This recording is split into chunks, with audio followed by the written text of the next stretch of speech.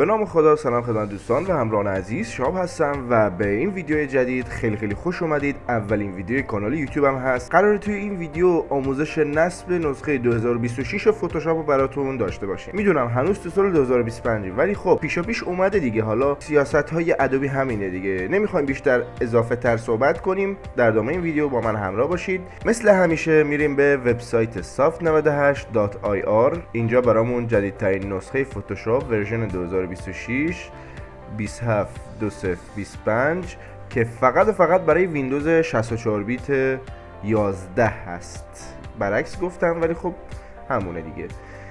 توی 3 پارت هست، 2 تا پارت 2 گیگابایتی و 1 پارت 1.4 گیگابایت هست که جمعاً میشه 5.4 گیگابایت. اونو دانلود میکنید. حالا نچرال فیلتر رو هم میتونید دانلود کنید. یه چیزای خوبی هم برای طراحی تامنیل هم میتونید ازش استفاده کنید. اگر هم نه همین ستا رو دانلود کنید کفایت میکنه. خب من این ستا رو از قبل دانلود کردم و اینجا روی یکیشون، حالا پارت 1 باشه 2 باشه فرقی نمیکنه، رو هر کدوم که یه دونه باشه راست کلیک میکنید، وینرر، اکسترکت فایل، اوکی. و خب رمزش رو هم که میدونید اینجا روی پسورد کلیک میکنید soft98.ir و میایم اینجا پیستش میکنیم. البته دقت داشته باشید که در این نسخه جدید فتوشاپ دیگه مثل قبل نیست که مستقیم setup.exe رو داشته باشیم. اینجا یک فایل ایزو داریم.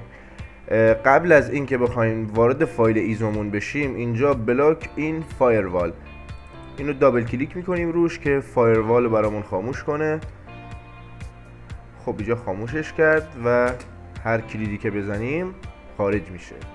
خب دوبار کلیک میکنیم روی فایل ایزو ادوبی ستاپ و خودش به صورت خودکار برامون اجرا میشه توی یه دیویدی درایو جدید. اینجا یه پوشه داریم به اسم ادوبی 2026، واردش میشیم. اینجا همون فایل معروف setup.exe دابل کلیک میکنیم. بسیار خب صفحه اینستالر برامون ظاهر شد دیگه. بقیه‌شو مطمئنم همتون میدونید، ولی خب برای اونایی که نمیدونن اینجا باید همون مرحله نصب روی انگلیسی دعامل عربیه بزنید که بتونید فارسی تایپ کنید. حالا اینجا میتونید کلیک کنید و برید در یک درایو دیگه ای نصب کنید که پیشنهاد میدم حتما تو درایو سی نصبش کنید. ولی خب اینجا من چون از قبل نصبش کردم مسیر نصبش رو برام آورده و اگر روی کانتینیو کلیک کنید براتون نصب میشه.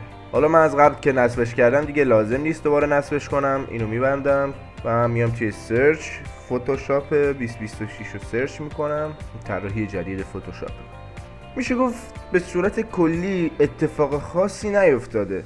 بعضی از دوستان شنیدم میگن که یکم سریعتر شده انگار. حالا باز هم هنوز باگ هاشو داره. میبینید الان اینجا باگ داره برا من که طبیعیه چون نسخه غیر رسمیه ما داریم نصبش میکنیم.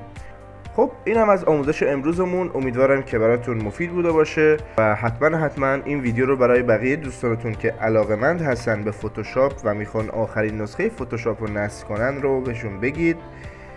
اینم پیجمه shahab.active، دوست داشتید اونو هم فالو داشته باشید توی اینستاگرام. کانال یوتیوب ما هم تازه راه اندازی شده. این اولین ویدیوه. اگه دوست دارید از من حمایت کنید لایک، سابسکرایب و کامنت گذاشتن رو جزو اولویت ها بذارید. حالا اگه دوست داشتید، اگرم نه فدا سرتون. تا دیدار دیگر شما رو به خدای بزرگ میسپارم و یا علی.